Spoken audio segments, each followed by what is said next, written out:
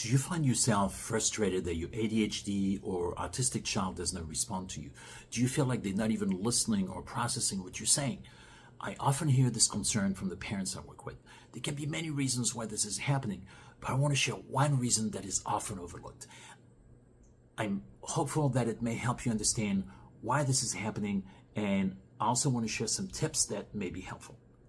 Before working as a parent coach, I worked for over 30 years as an occupational therapist with hundreds of families.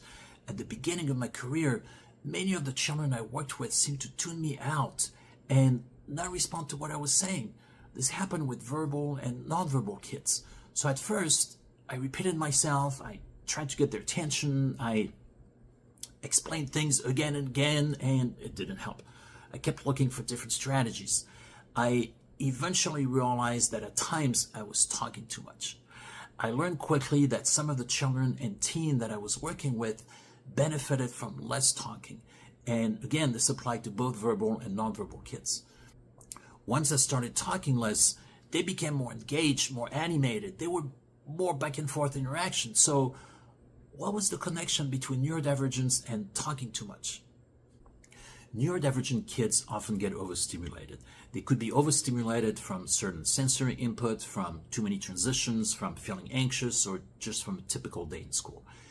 When our brain becomes overstimulated, we're not as capable of processing information.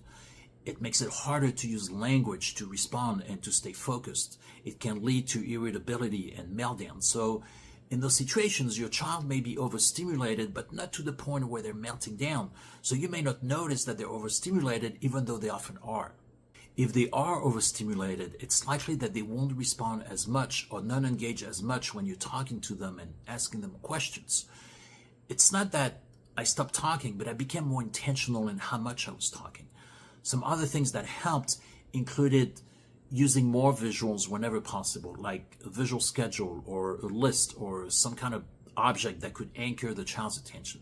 Also, whenever possible, I modeled the task instead of talking about how to do that task. I gave more succinct information. I paused. I learned to become more comfortable having silent moments. So it's not about interacting less with your child, but interacting in a different way that honors what their nervous system needs at that moment. I'd love to hear your thoughts on this.